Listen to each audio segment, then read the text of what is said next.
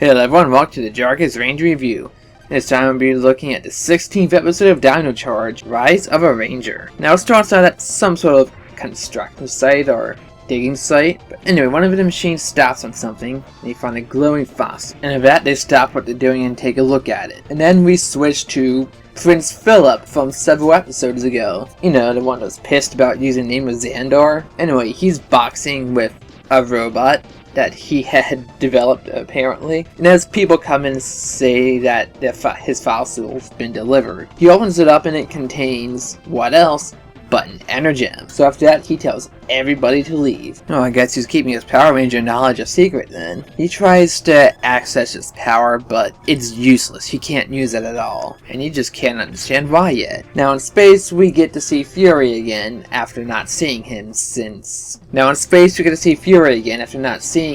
since Bones took his courage away. Apparently he's being forced to do menial tasks around this prison. Even Poisandra is there mocking him, having him mop the floor. But then that green tentacle thing from inside that danger cell grabs her, tries pulling her against it. And Fury sees his opportunity to be in good graces with Sledge again. So he grabs an electrical cable and shocks it away from her and frees her. And Sledge just happens to see a tail end of that. And they call each other QC names and stuff, seeing that she's okay. And he's like, alright Fury, I give you a second chance. But Fury sucks up to him a little bit. You really are an idiot.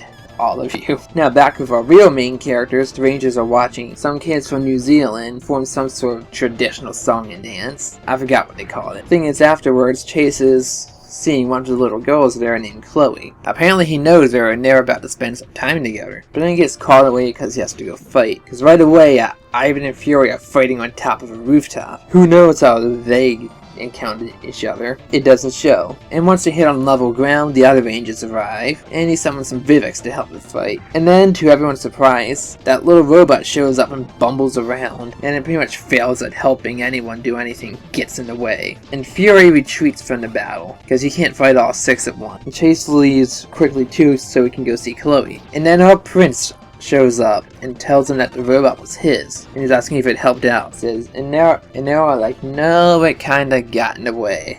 Sorry, Princey. Then they turn their heads and they see that the Vivics are taking his robot away. He thinks that without his remote control that they can't do anything with it. Unfortunately, he's wrong, because Wrench kinda reprogrammed it, added some new features to make it fight against the Ranger. Way to go, you unpowered douchebag. Look what you just did. You gave them a new weapon. Oh, it shouldn't be too powerful. I mean, it's just something some rich guy made on his own, right? And next we continue in the cafe where Philip is chatting with Coda about the Energem, how it bonds with someone. Apparently it has to choose a person seeing that they're worthy. And yes, the prince is idolized somehow there, and people ask for his autograph. So I got some thinking that he just has to do a lot of good for it to accept him. So he starts making a whole bunch of different kind of donations all around Amber Beach. But the Energem doesn't do a damn thing for him. Hey, your money's no good when dealing with mystical forces. That should be obvious by now. So Chase is with Chloe again, teaching her things about skateboarding. Chloe gets called off away, but this time she runs after him,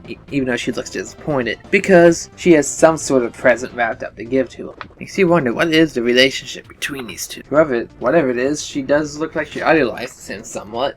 Let's just hope the girl doesn't get in over her head, whatever she does. Fortunately, it's not an attack that they're going after. Instead, it's Philip talking to the other Rangers, saying that he found the Energem, and he can't get it to bond to him. So he tries to give it to the Rangers, because he thinks it'll be better off of them to find someone worthy. And they don't even get a chance to do that at all, because Fury and his robot attacks them, and the gem goes flying out of hand. For some reason, the Rangers don't take any time to morph, because that would help with a bunch of Vivics in the battle as well, and just fight them hand to hand. Just a few seconds to morph, and you could have won this battle already. But nope, because of that, it gives Chloe the chance to run into the fray amidst everything that happens. And she gets blasted at, to which Philip and Chase keeps getting blocked by Vivics when he tries to run to her aid. Which means that Philip runs and grabs her and runs her off to safety. And Chase even says that he owes him one for that, and she gets taken off to the museum where she'll be safe. And then to everyone's surprise, and even to Fury, who didn't even know the gem was there,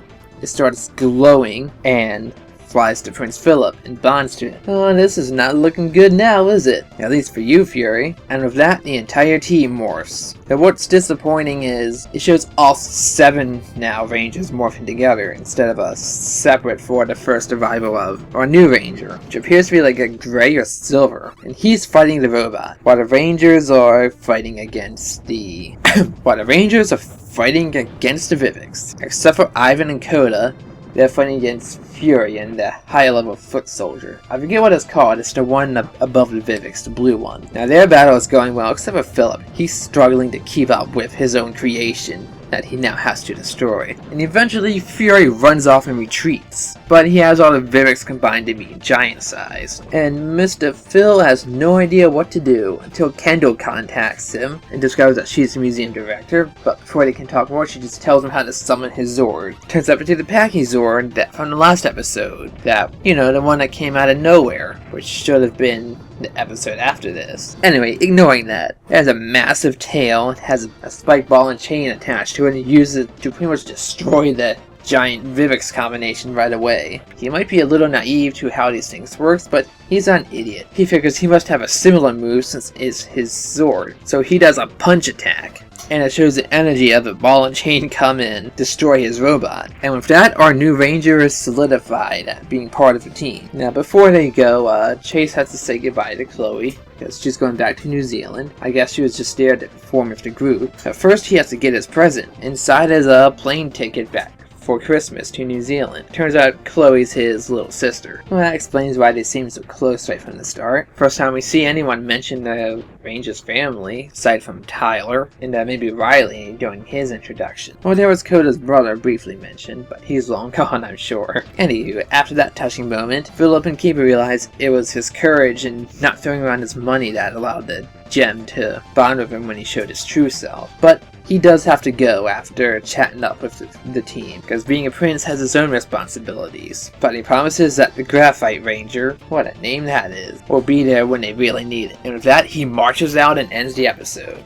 This episode actually went by pretty quickly. It was nice seeing Philip again in a different light, rather than being some jerk who ended up learning a lesson. No, he actually grew as a character from that and started trying to make himself better and trying to help the team even more past his initial introduction as a one-off character. I mean, he was hunting for an Energem just so he could join the Rangers and help them fight against Sled. If that's not a dedication to the cause, I don't know what is. Probably a first for a character who gets introduced and becomes a Ranger, and I'm really liking that too. The fight scenes are great because they just show them off in a different dynamic than usual, with the Rangers struggling, bumbling around, trying to get it done. Something we haven't seen too much of this season. Though really, that fight where Chloe got involved should not have happened. The Rangers should have morphed, especially since Fury was already there, the powered up robot. But that's a kind of a nitpick, I think. I mean, definitely a solid episode. You can skip the previous one, but this is great.